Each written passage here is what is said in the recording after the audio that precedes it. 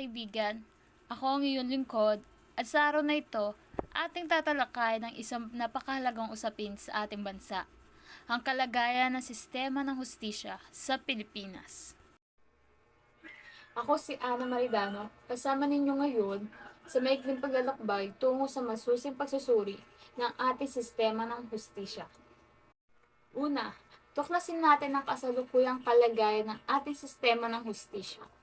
Sa kabila ng reforma at pagbabago sa mga nakalipas na panahon, marami pa rin hamon ang kinakarap nito. Ang mabagal na takbo ng kaso, overpopulated na bilang ng mga bilanggo, at ang kakulangan sa mga korte at kawani ng hidikatura ay ilan lamang sa mga suliranin na patuloy na humahadlang sa pagbibigay ng agarang hustisya. Isang malaking hamon ang pagharap ng ating mga hukuman sa pag-aayos ng maraming kaso na nagreresulta sa pagbagal ng paglilitis at hindi makatarungan na pagtenga ng mga bilanggo. Ngunit hindi tayo dapat mawalan ng pag-asa. Marami sa ating kababayan at mga eksperto ang naniniwala na ang pagtataguyod ng mga reforma sa ating sistema ng hustisya ay kinakailangan upang mapabuti ang kalagayan nito. Ilan sa mga hinahangad na reforma ay ang pag-increase sa bilang ng mga korte, pagpapabilis ng proseso ng kaso, at pagsusuri sa mga batas upang mapanatili ang katarungan.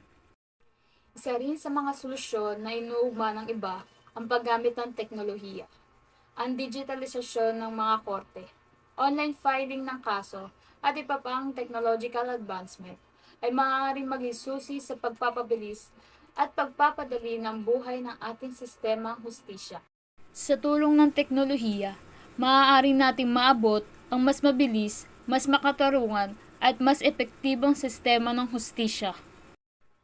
Sa pagtatapos ng ating maikling paglalakbay sa kalagayan ng sistema ng hustisya sa Pilipinas, naway maging inspirasyon sa atin ang pagtutulungan upang mabigyan ng solusyon ang mga hamon na kinakaharap nito.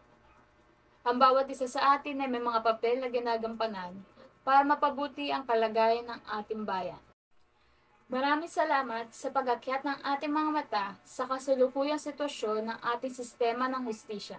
Sa pagkakaisa at pagtutulungan, tiyak natin magtatagumpay tayo.